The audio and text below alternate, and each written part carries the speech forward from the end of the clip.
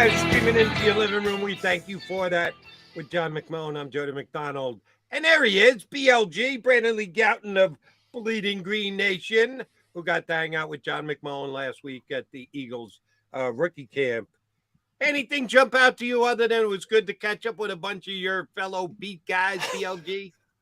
Well, John will tell you that I was not there, Jody. Oh, you didn't go? What the hell? No, look, hey, sometimes the offseason gets crazy here behind the scenes.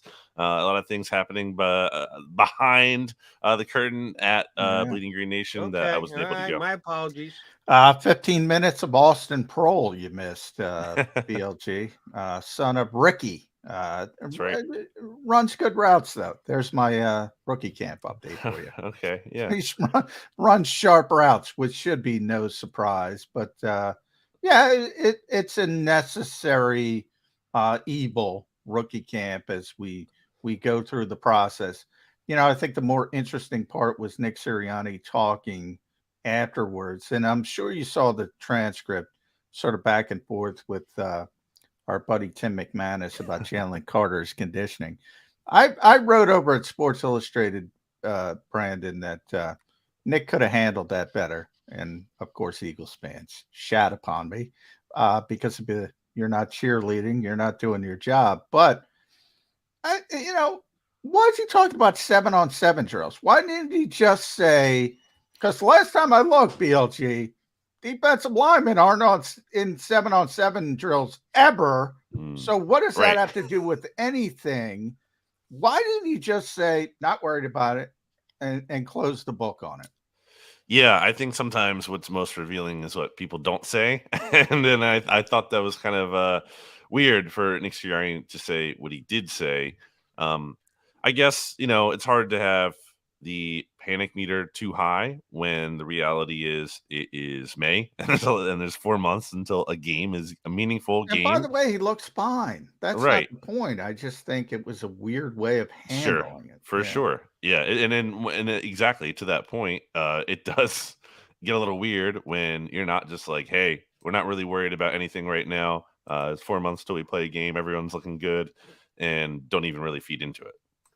All right. Speaking of being shat upon, will Nicholas Morrow shat upon both John McMullen and Jody McDonald by coming in here and making us forget about the Eagles starting linebackers like DJ Edwards last year? Or will we be bemoaning the one position that Howie Roseman didn't properly fill during this offseason?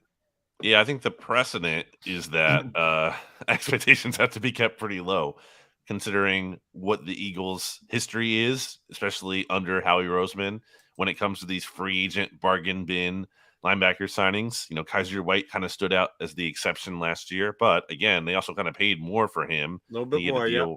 It was worth up to $5 million. So that's a little bit more than they had spent on the likes of Corey Nelson and LJ Ford and Paul Warlow and Eric Wilson and so on. So, I think it's not even a guarantee that Morrow makes the team. So when that's kind of the floor, I can't say to expect great things, but there is a path to, he comes in, he looks competent. He can be a stopgap for you for 1 year. Was that the 1927 Yankees, BLG, or the bargain bin linebackers the Eagles have been? Yeah, I mean, it's funny that they forget all the bad. We can get by at this position.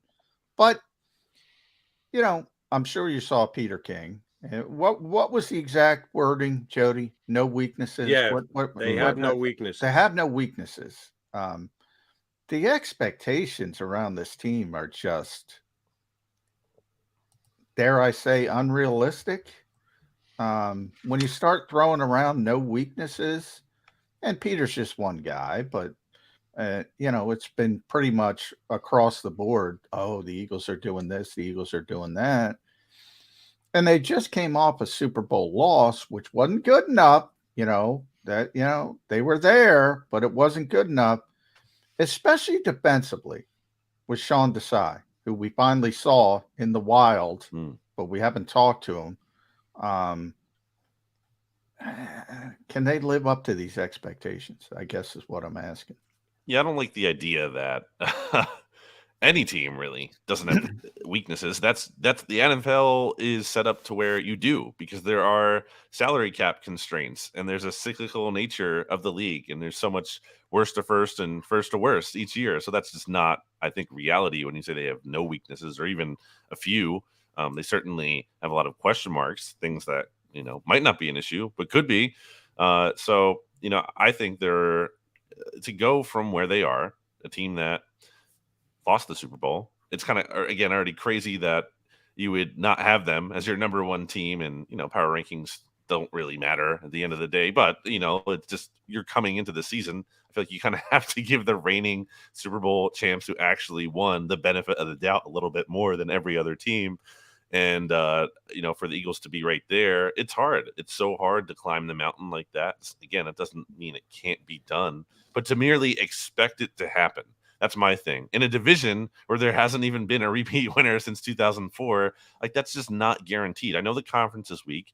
I think they have a good chance to go back, but things happen. And sometimes, what if it's the Eagles this year in the championship game where their quarterback gets knocked out instead of them doing it to the opponent? There's so many things that are like luck and injuries along the way, that you need to be good, but you also need the bounces to go your way. The way that Peter phrased it was, can't find a weakness. So he didn't really zero in at linebacker, but that's just my read on it. But I got no problem with the Eagles being number one over Kansas City, because even though the Eagles lost a lot of free agents, BLG, I actually think they've had a better offseason than Kansas City has.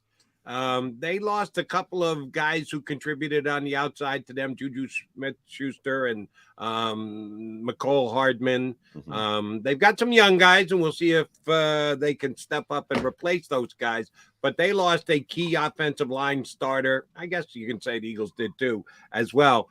Do you think the needle moved enough during this offseason that Peter King will not be the only one to rate the Eagles ahead of the Chiefs, even though they lost to them in the Super Bowl last year? I don't think he'll be the only one. The fact that the Eagles did have, on paper at least, a very exciting and I think promising draft is certainly going to give them an edge. And we know the way Howie makes moves, that he can still make a trade or two, and that'll kind of give them some extra juice potentially. Certainly not done adding to the roster at any point really leading up to the beginning of the season, and then I guess even up until the trade deadline, really. So I would not be surprised. But again, I have to give the team that actually won it the benefit of the doubt. I think you made some fair points there, Jody. And I don't think it's like the Chiefs are head and shoulders above the Eagles, but I think the fact that they were able to get it done, something to be said for that.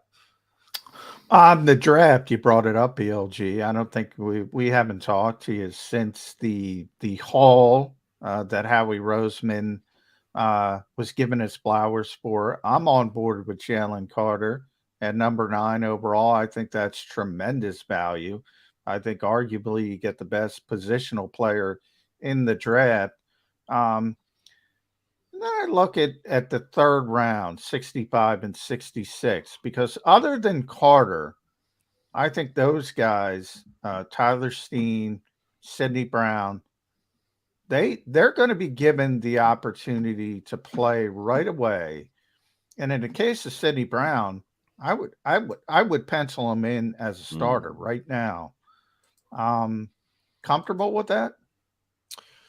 I can't say comfortable from the standpoint of, I don't know what to make of a rookie at safety. I think that's a position, as our old friend Jim Schwartz liked to say, between safety and linebacker. Those are spots where it can take guys time to adjust. And honestly, that's a lot of positions, I think, but especially one like that where there's so much going on above the shoulders. And Sidney Brown seems like a promising a guy with a lot of potential.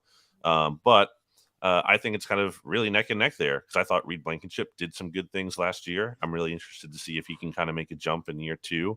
And then Terrell Edmonds, I think he's getting slept on a little bit here. Not to say he's going to be some kind of Pro Bowl addition or this year's Chauncey Gardner-Johnson. But Steelers fans were sad to see him go. Like, he had a nice season for Pittsburgh last year, and they actually wanted him back. So I'm not just ready to count him out and say he doesn't belong in the mix, and Sidney Brown is definitely going to be over him when he's an experienced starter. Well, I'm kind of, real quick, BLG, I'm kind of starters are in pencil. We'll go Chip Kelly. You want Jim Schwartz, I'll go get the pencil out. Sidney Brown and Terrell Edmonds. I don't think Reed Blankenship is going to be the starter. Wow. That's my thought process. I think it's probably the best battle on the roster. I think that's all very close, and I think it's a true battle too. We see some of these battles like we've seen in years past. Just I don't know, for example, like when Andre Dillard was competing for the starting left tackle job, and Mailata clearly won it by like day 2 of camp, and then Sidney Jones, in theory, was competing for a starting cornerback spot, except it was Maddox every day in practice. So I think this is a real battle. Speaking of battles, well, it's not really a battle; it's a decision more than anything else. We haven't had you on since the Eagles acquired DeAndre Swift, which I thought was a good track. Suggested it here on Bleeding Green Nation on the Friday before the Saturday that they made the deal. So, I'm a fan of the move, bringing a homeboy home. Miles Sanders got 71% of the carries by Eagle running backs last year, not counting Jalen Hurts plays that he ran the ball. But if a running back ran it, 71% of the time was Miles Sanders. So they got some replacing to do. How do you think it's going to break out? Knowing Rashad Penny's talents, but also his injury history, the addition of Swift. Some people, because Kenny Gainwell had that really good game against the Giants in the postseason, thinking he's going to be their number 1 back next year. Yeah, no. How do you think they divvy up the carries that Miles got last year once the season gets underway between the running backs on the roster? It's a great question. It's kind of a cop-out to say, but it really all depends on Penny's health, right? Because if he's healthy for 17 games, which it's just there's a very low chance of that happening based on his track record. But if he is, then I think it's a pretty even split between those two guys, or at least not too big of a difference, and potentially Penny leading the way on that. I think it could be a ride the hot hand kind of thing with those guys. But I'm expecting Penny to be unavailable for some kind of stretch here. Maybe not a season-ending injury, but maybe we're talking about missing 6 games or so, or if not all at once throughout the season. So in that sense, I think you have to go likelihood. I think Swift might be more likely, just because even though he's had his injury issues of his own, he has certainly been more available than Rashad Penny has. But I think you're looking at kind of a shared rotation there. I don't think one guy, barring injury, is going to be way, way, way out in front of the others there, at least in terms of carries. Now, touches is kind of a different conversation because of the fact that Swift can catch passes. But again, I don't think the Eagles are suddenly going to a running back heavy targeted offense when you have the guys at wide receiver and tight end that they do.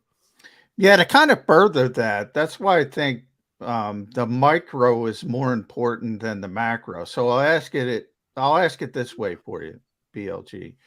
If Rashad Penny's healthy for 8 games, in those 8 games, is he getting 71% of the running touches in those 8 games? Like, I don't care about the end game. You got to get Miles carries. But if he's not there for 8 games, he's not involved. I would think he's got to be the guy. He's got to be the lead back when he is healthy. I think he is, but I also think the Eagles are very cognizant of not wanting to put too much on his plate, and with the thought that, hey, we need this guy and want this guy to be available for the games that matter most late in the year. So I think they're going to be very judicious about not, like, for example, I don't think we're seeing Penny or really Swift getting 20 carries per game. That's really never. The Eagles really never did that with Miles Sanders. Like, what was his career high in carries for a game here? Like 24 or something? Yeah, Like he had 20 a couple times. Yeah, and those were rare. So I think that's what we're looking at. Yeah, I think that's an excellent point. They might protect Penny from the potential injury by not giving him the football that much. All right, another crystal ball question for you, BLG. If Dallas Goedert, we know, is going to be the Eagles' number 1 tight end and is going to play as much as his availability is there. Hopefully it's 17 out of 17 games. How do the other tight ends line up for the Philadelphia Eagles when we get to opening week? Are they going to carry 4 tight ends? Is it going to be 3? And if they only carry 3, who are those 3 guys going to be in your mind? Yeah, I think, it depends on injuries and whatnot throughout training camp. I think you add Arnold like they did. Yeah, Dan Arnold talk. God, Dan Arnold. That. For some injury insurance policy there. But I don't think Jack Stoll is like top liver to this team by any means. My co-host on BGN Radio, Jimmy Kemsky, likes to point out, like, when the Eagles are resting players late in the year, like Jack Stoll is like one of those guys. They like him as their number 2 tight end as a blocker. So, I think he's has a good chance to make this team. And then to me, you look at skill sets, and Grant Calcaterra and Dan Arnold are kind of similar in terms of more pass catching friendly guys. So I think it's kind of more those guys battling out. I think you kind of lean Calcaterra if it's close. He's younger. You think he might have more upside. But I think, Arnold has a real chance if he has a strong summer to make the roster. Yeah, I was surprised by that signing, BLG. Maybe I put too much into it, but I thought the same as you. I said maybe they're not as happy with Grant Calcaterra as people think. I don't think it has anything to do with Jack Stoll. He's, sort of the backup blocking tight end, if you want to call it that. Or is it just, bring in another body in case Grant Calcaterra doesn't take that step forward? An injury to, like last year, Calcaterra almost missed the entirety, other than like a couple practices there of training camp and the preseason. He's had a extensive concussion history as well. So I think you're kind of guarding against that. And, just adding another guy. And it's possible they keep 4. They could if they don't really like their numbers at another position. It's not really crazy to think that they could keep a 4th tight end, or maybe you keep him on the practice squad and elevate him in certain situations, like they kind of did at least early on last year with Noah Tangiai. So yeah, I just think it's a good depth addition. Tyler Steen jumps right in at right guard for the rookie minicamp. Yeah, Cam Jurgens wasn't there because he's not a rookie anymore. He was last year, but I'm sure he took notice of that. How good a competition is that going to be at right guard for the Eagles this year between those 2 young offensive linemen? I feel like there is not a consensus on this amongst Eagles media and fans alike. I think there's varying opinions on, this is actually just Cam Jurgens' job, and Tyler Steen's here, but, he's not actually seriously going to push him. I don't know about that. You take a guy at 65 overall, like you can be like, okay, they're not going to sit Jurgens for 2 years in a row. Yeah, but also, okay, Steen's a fairly high pick here, and he actually, I think, projects better to guard potentially. He doesn't have the experience, but neither does Cam Jurgens. He's not played guard extensively by any means. Yeah. So I think it's a real competition, and I also think that I know Samalo wasn't the biggest guard, and I think his bigger size than Cam. But bigger than Cam, exactly. Yeah. And I wonder if the Eagles are truly comfortable, and some of the Eagles offensive linemen specifically, when you have an already kind of undersized center and Jason Kelce, and putting another guy kind of like that right next to Kelce, I think it's a true battle there, and I think Steen has a chance to win that job. Yeah, they had it for years with Brandon Brooks. That was the thought process. All right, we have an undersized center, so let's have big guards, and obviously Landon is big. Mm-hmm. Tyler Steen would fit that mold as well. I'm with you. Plus, Nick Sirianni, he doesn't shut it down. He's had plenty of opportunities to shut it down. Yep. He doesn't shut it down. I think that says something as well. You're a numbers guy, so I'm going to go numerology with you. Yes. They took Aaron Cephas's number away. They gave it to Marcus Mariota, which is understandable, whatever. Sure. They made him share number 10 with Tanner McKee. That's not a good sign. However, BLG, they gave the new punter, Ty Zettner, number 49. I don't know what to think other than it's anybody's job. And they'll be changing numbers whenever they decide the punter. It is weird to see, an established player like Cephas, even though, share a number with a 6th-round quarterback that it's curious, and having to change it to do it as well. So the sharing part, the change doesn't bother me. The sharing bothers me. Agree. Yes. Yeah. But I think when you layer them, that's even, it raises a lot of questions. And look, I've put this very simply, like the end of the Eagles' last 2 seasons, their last 2 playoff losses, Aaron Cephas played a major factor in both of those. Not the only reason they lost, not maybe the main reason, but he played a significant role in each of those. So am I supposed to be surprised if it would happen a third season? Like, I think it's a little tough to count on him once again. I don't know if for sure if Zentner is actually like real competition. It seems like he has some upside, but I don't really know that he's like has a great chance of unseating Siposs in this role. So if I'm the Eagles, I bring in Zentner, sure, because I think you need to have someone in camp every day pushing Siposs, but I'm also looking at all the other options out there. That's what I was going to ask. Is it going to be Siposs, Zentner, or TBD, to be determined? I'll take the field at this point. Yeah. All right. Yes. And I told Brendan when I asked him if he could come on the show with us, I was going to give him a hard time because he did an entire posting on every number the Eagles gave out to their new players and what it means and what it should have been and the like. That's right. Man, this guy puts effort in. If he's breaking down and giving analysis to number give outs, he's got too much time. Well, it does. There are points now. I think sometimes it's overrated, but sure. There are points when you get a bad number, it tells you, you're not relevant in the team's eyes. On the other hand, as I mentioned yesterday on the show, Brandon, as a PSA, you should tell people if they want to buy jerseys, hold up, because some of the rookies, who knows? Nolan Smith might walk into Jake Elliott and say, "Hey, I'll give you $10,000 for number 4, so I don't have to get a number 3 chain. He's got a really nice number 4 chain." Don't buy that Nolan Smith jersey just yet. I tell the story. I used to cover Randy Moss in Minnesota. People forget he started out in training camp as a rookie with number 18, and the people are buying the Moss jerseys, and bang, 84 when they get to the regular season. Just be very, very cautious, fans, and always buy the throwback. That's how you fix that. Sure. Yeah.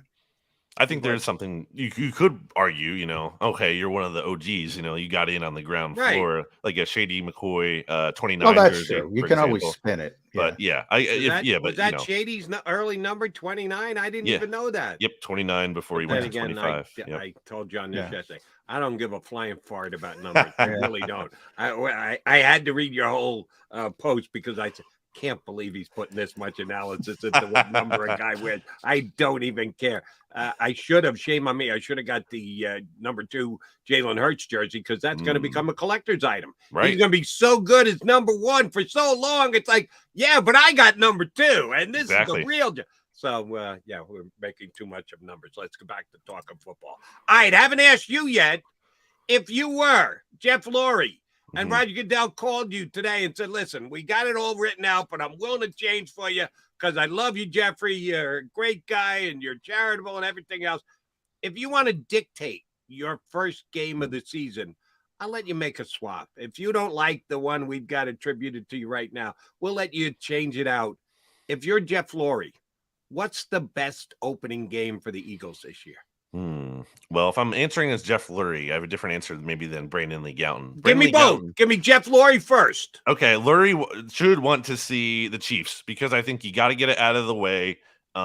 If this game is happening like later in the calendar, it's just like, okay, the Super Bowl was a long time ago. Let's just get that out of the way because it's really not that interesting of a game other than like the obvious Super Bowl angle. But in terms of it's in the opposite conference, it doesn't really it's literally the least meaningful, one of the least meaningful games in terms of like the impact on tiebreakers. Well, that's true too. Yeah. So like, I just think there's more narrative juice than there is actual juice to the game. And I think it would kind of just be nice to get it right out of the way.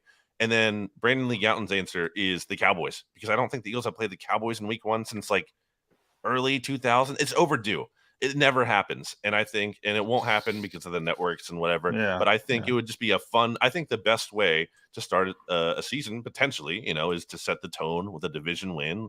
And I think it'd be really interesting to see that. I didn't think of that, Brandon. Yeah. I should have. For us, I would say Washington. Let's get FedEx out of the way early. Bang. I want it out of the way. I don't want to be thinking about that FedEx trip in December.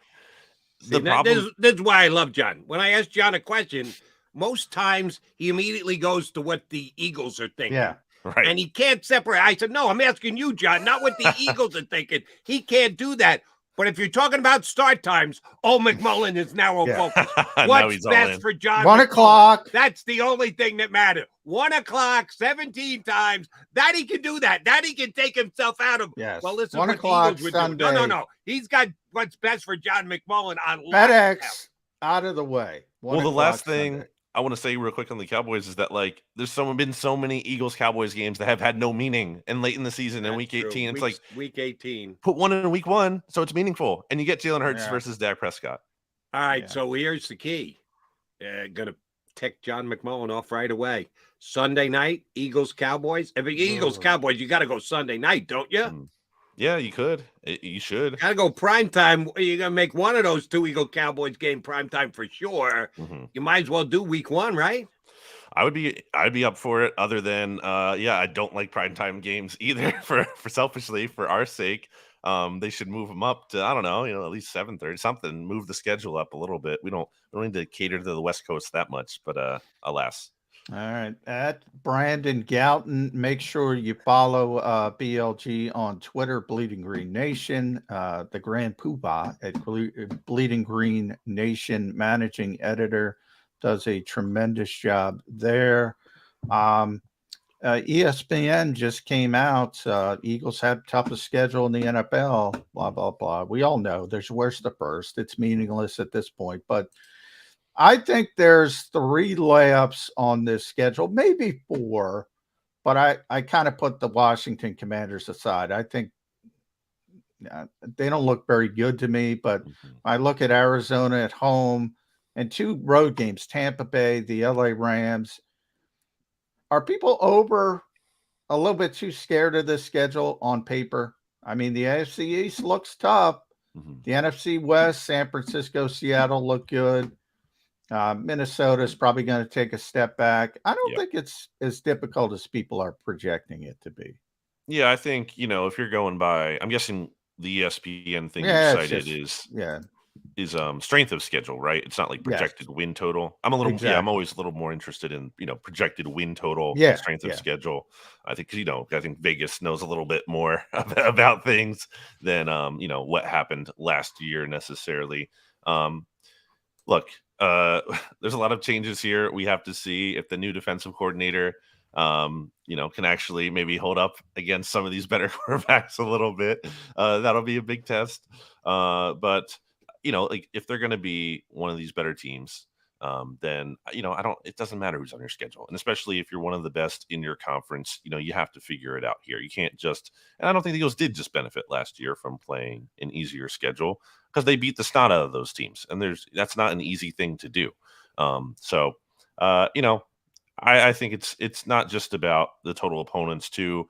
It's about looking at the schedule here. Do they get disadvantaged, having to play on short rest a lot? When's the bye? All those kind of things are important. By the way, real quick, great quarterbacks, because that's been the narrative. Well, Patrick Mahomes, Josh Allen, Aaron Rodgers. There's no other great quarterback on the schedule, unless you want to go down to Dak Prescott and Geno Smith, Kirk Cousins, and Geno Smith. I mean, all right, 3, and kind of makes sense when you're playing great quarterbacks. It's more difficult to play against them than non-great quarterbacks. Well, it depends on how the schedule shakes out, because they could be facing an undefeated quarterback in Brock Purdy if they play the 49ers in the second half of the season. So we'll put him into the mix, or at least I will. I will, and we know John won't. Last one from me, BLG. Saw the selfie, you and Paul Reed. Is there any truth to the rumor that a referee blew the whistle and called a foul on Paul Reed when you and he took the selfie together? Because he's still being treated like a rookie by the referees in this league. Completely unfair the way they handle him. Did he foul you for that selfie? Oh, he did not. But love B-Ball Paul. It's crazy how he's been one of Embiid's best backups already. But love B-Ball Paul. And The Sixers Celtics series is taking years off my life, man. These games, I mean, oh my gosh. All right, pivotal game 5. Who you Yeah. got? I'm not Are you feeling watching? good about It this. sounds to me like you're working too hard on Bleeding Green Nation. Are you carving out the 2.5 hours tonight to make sure you watch that game? Oh yeah, I'm watching all these, and All I right. think here's what I'll say: it's going to Game 7, and I think it's going to be like overtime Game 7. That's my prediction for the Wow. series. All right. Damn, that would be great. Who's going to make the shot that's going to bounce on the rim 4 times before it falls through the hoop in game number 7 for the Celtics this It's year? Marcus Smart. Yeah, probably. BLG, it is always a pleasure, buddy. Appreciate you jumping in. We'll get you back up again in a couple of weeks. Thanks for doing it, bud. Thanks for having me, guys. Thanks, Brent. Brandon Lee Gowton, Bleeding Green Nation. So let me get this straight. He can put the Bleeding Green Nation stuff aside to watch the Sixers and the Celtics, but he couldn't make it to rookie camp because there was too much to do. Well, part of that is watching the Sixers, evidently. He's got to prioritize. But real quick, you're not really. I can't let that go. I get what you're saying. You're poking. You're not really putting Brock Purdy in the Josh Allen, Aaron Rodgers, Patrick Mahomes category. Of course not, because he's played not even. All right, I was just checking. But I was just checking. What happens if he's back week 4 and he comes back and wins 7 straight games? And the Eagles are playing the 49ers in week 13, and Brock Purdy in regular season games is 12-0 and 2-1 in playoff games, with the loss being a game that he got hurt in the first quarter. You'd have to give him props at that point, would you not? Or just go, oh shit, not a full season yet. We don't know what Brock Purdy is. No, if he's 12-0 as a starter, I will give him proper deference. But I was just making sure we're not going that far, putting him on, MVPs. How many MVPs you got between Patrick Mahomes and Aaron Rodgers, and obviously Josh Allen? Good, but Brock Purdy's got the same number of MVPs as Jalen Hurts. They would be tied at 0. So if we're going to just decide it by MVP, now you're going to anger that you're going to get shat upon. I'm not going to make that comp either. Jalen Hurts. I'm going to go out on a limb, Jody. Jalen Hurts is better than Brock Purdy. You were the one who said it's decided by MVPs. I didn't do that. You did that. And I'm just giving you the scorecard of the 2 teams that they're matching up week number 11. Number of MVPs, Jalen Hurts, Brock Purdy, 0 apiece. All right, let's go MVP runner-ups. Then that would be 1-0. Also, how about Heisman runner-ups? We'll also go 1-0 Jalen Hurts. He was the runner-up. Or we could go winning percentage in the regular season. Oh, that would be Brock Purdy. So there are certain categories where Brock Purdy has been better than Jalen. I'm going to give you credit because you're the one who's going to get shat upon today, not me. The entire National Football League, the only guy who's with me is Marty. Had Marty on yesterday, and he, like me, thinks that Brock Purdy hadn't gotten enough credit for what he did last year until he got hurt against the Eagles in the NFC.